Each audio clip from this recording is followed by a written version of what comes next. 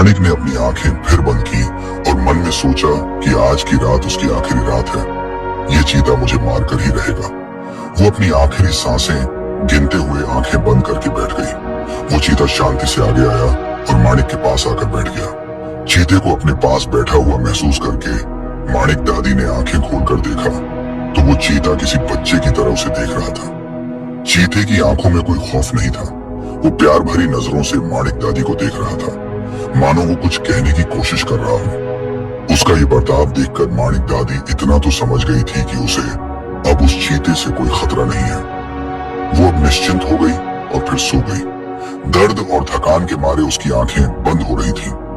माणिक दादी के खून की खुशबू और भी कुछ जंगली जानवरों तक पहुंच गई थी। सियार, जंगली सुअर, भेड़िया एक एक करके माणिक दादी को खाने को उस पेड़ के पास आ रहे थे, लेकिन चीता सिर्फ गुर्रा कर उन्हें भगा रहा था। पूरी रात चीता निगरानी कर रहा था और उसने माणिक दादी को बाकी जानवरों से सुरक्षित रखा था। सुबह हो गई और माणिक दादी ने देखा कि चीता उसके पास ही बैठा है। चीता उसकी निगरानी कर रहा है। ये देखकर माणिक दादी को बहुत आश्चर्य हुआ। उसने उठने की कोशिश की, लेकिन वो उठ नहीं पा रही थी। ऐसे ही 2 दिन बीत गए और अब गांव में खबर फैल गई कि माणिक दादी जंगल से नहीं लौटी है। गांव वाले माणिक दादी के घर के पास जमा हो गए। शिशुपाल केशव के साथ गांव के सरपंच, बिंदिया और बाकी सब भी बातें करने लगे कि माणिक दादी कहाँ गई होगी। शिशुपाल ने कहा, ऐसा तो आज तक कभी नहीं हुआ कि माणिक दादी जंगल में गई हूँ और वापस नहीं आई हूँ। केशव ने कहा, हाँ, लेकिन अब वो कितनी बूढ़ी हो गई है। मुझे तो डर लग रहा है कि कहीं किसी जंगली जानवर ने उन पर हमला ना कर दिया हो।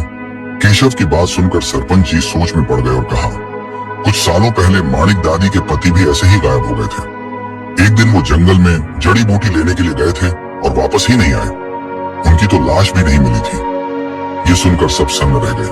अगर माणिक दादी के साथ ऐसा कुछ हुआ होगा तो ये सोचकर सबका दिल बैठने लगा। सबसे ज्यादा चिंता तो बिंदिया को होने लगी। माणिक दादी के बारे में सोचकर उसके माथे पर पसीने की बूंदें आ गईं। उसे लग रहा था कि उसके लिए कोई खास जड़ी बूटी लेने के लिए माणिक दादी गई थी। अगर वो ये बात सबको बताती तो उसकी सास और पति उसे ही दोष देते, इसलिए वो चुप रही। लेकिन मन ही मन उसे माणिक दादी की बहुत चिंता हो रही थी और वो प्रार्थना कर रही थी कि माणिक दादी ठीक हो। थोड़ी देर सोचकर सरपंच जी ने कहा कि हम कुछ मर्द जंगल में जाकर देखते हैं। ये सुनकर एक गांव वाले ने कहा कि क्या हमारा जंगल में जाना सही रहेगा। उस पर शिशुपाल ने कहा, क्यों नहीं, आज तक हम सबकी बीमारी का इलाज माणिक दादी ही करती आई है। अब अगर उन्हें हमारी मदद की जरूरत होगी तो हमें उनकी मदद करनी ही चाहिए। हम ऐसे डर के मारे हाथ पर हाथ धरे नहीं बैठ सकते। ये सुनकर गांव के कुछ हट्टे कट्टे लोग लाठी काठियों के साथ आगे आए। उन्होंने कहा कि हम सब मिलकर जाएंगे तो जंगली जानवर हमारा कुछ नहीं बिगाड़ पाएंगे। उनका ये जोश देखकर सरपंच जी के साथ शिशुपाल, केशव और बाकी सब जंगल में जाने लगे। जो डर रहे थे वो अपने अपने घर वापस चले गए। बहुत सारे मर्द हाथों में लाठियां लेकर एकजुट होकर जंगल की ओर बढ़ने लगे। कुछ देर के बाद सब जंगल में पहुंच गए, लेकिन उन्हें माणिक दादी कहीं दिखाई नहीं दे रही थी। सब एक साथ थे, इसलिए किसी को डर नहीं लग रहा था। ये देखकर सरपंच जी ने कहा कि यहाँ तो माणिक दादी कहीं नहीं है, हमें जंगल के और अंदर जाकर देखना चाहिए। सब जंगल के और अंदर चले गए और थोड़ी दूर जाने के बाद उन्होंने देखा कि माणिक दादी थकी हारी एक पेड़ के नीचे बैठी हुई थी और उसके पास एक बड़ा सा चीता बैठा हुआ था। उस चीते को देखकर शिशुपाल ने कहा, ये चीता जरूर हमारी माणिक दादी को मार डालेगा। इसकी वजह से ही माणिक दादी घबरा कर बैठी होंगी। अगर वो जरा भी हिलेंगी तो चीता उन पर हमला कर देगा। सरपंच जी आगे आए और उन्होंने कहा कि हमें सावधानी से आगे बढ़ना पड़ेगा। हमारी जरा सी लापरवाही कहीं माणिक दादी को मुसीबत में न डाल दे। केशव ने सरपंच जी की बात को दोहराते हुए कहा, हाँ, आप ठीक कह रहे हैं। हमें इस चीते को पहले दूर भगाना पड़ेगा, लेकिन एक बात समझ नहीं आ रही कि ये चीता माणिक दादी के पास इतनी शांति से कैसे बैठा है। वो सब बाद में सोचेंगे, पहले माणिक दादी को उस चीते से दूर करना पड़ेगा। ऐसा कहकर सरपंच जी धीरे धीरे आगे आने लगे। उनके पीछे सब आ रहे थे। सबने अपने हाथों में लाठियां कसकर पकड़ रखी थी। सब आगे आने लगे और उन्हें देखकर चीता गुर्राने लगा। उसके गुर्राने की आवाज सुनकर माणिक दादी ने अपनी आंखें खोली और गांव वालों को चीते को मारने के लिए आता हुआ देखकर कहा, नहीं, इस पर हमला करने का विचार भी मत करो। ये मुझे मारने नहीं, मुझे बचाने आया है। माणिक दादी की ये बात सुनकर सब जहां थे वहीं रुक गए। शिशुपाल ने कहा, माणिक दादी, तुम ये क्या कह रही हो? एक चीता और तुम्हें बचाने आया है, ऐसा कैसे हो सकता है? और तुम ऐसे इस पेड़ के नीचे क्यों बैठी हो? शिशुपाल के सवाल में माणिक दादी के लिए उसकी चिंता साफ झलक रही थी। सब गांव वाले अपनी चिंता में उसे ढूंढने आए हैं, ये जानकर माणिक दादी को अच्छा लगा। माणिक दादी ने बताया कि कैसे वो फिसलकर एक गड्ढे में जाकर गिर गई थी। सबने देखा कि माणिक दादी का पैर टूटा हुआ है। सरपंच जी ने पूछा, लेकिन ये चीता ये तुम्हारे पास बैठकर क्या कर रहा है? तब माणिक दादी ने इतने दर्द में भी मुस्कुराते हुए कहा, इस चीते को ध्यान से देखो, इस चीते के माथे पर एक खास निशान है। सबने देखा तो चीते के माथे पर ठीक बीच में एक काले रंग का निशान था, जो किसी पुराने घाव के निशान जैसा लग रहा था। निशान देखकर केशव ने पूछा, इस निशान में ऐसा खास क्या है माणिक दादी, और तुम्हें इस चीते से डर नहीं लग रहा है? केशव के इस सवाल का जवाब देते हुए माणिक दादी कहने लगी कि एक बार इंसान उस पर किए हुए एहसानों को भूल सकता है, लेकिन जानवर कभी नहीं भूलता है। ये चीता भी उस पर किए हुए एहसानों को नहीं भूला है। माणिक दादी की ये बात सुनकर सब और उलझ गए। माणिक दादी ने अब विस्तार से बताना शुरू किया।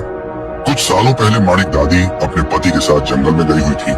तब उन दोनों ने देखा कि लोहे के एक जाल में चीते का एक छोटा सा बच्चा फंसा हुआ है। दोनों भागकर उसके पास गए। दादी के पति ने कहा कि किसी शिकारी ने जाल बिछाया होगा। आजकल चीतों को भी शिकारी पकड़कर दूर के शहरों में जाकर बेचते हैं। पैसों के लालच में किसी शिकारी ने इस छोटे बच्चे को अपने परिवार से दूर कर दिया है। फिर दोनों ने मिलकर बहुत मेहनत से उस जाल को तोड़ा और उस छोटे चीते को उस जाल से बाहर निकाला। उस चीते के माथे पर चोट आई थी, जिस पर माणिक ने जड़ी बूटी लगाई। वो छोटा चीता दोनों को प्यार भरी नजरों से देखने लगा, मानो वो उनका धन्यवाद कर रहा हो।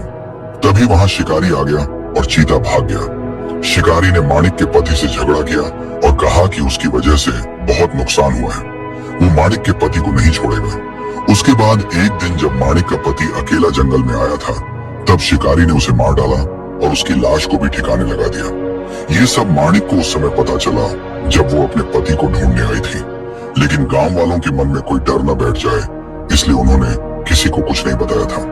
ये वही चीता है जो बरसों पहले हमें मिला था।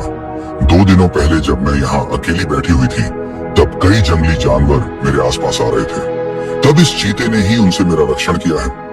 आज इस चीते ने कई सालों पहले की बात को याद रखते हुए अपने एहसानों को चुकाया है। ये सब सुनकर गांव वाले पीछे हो गए।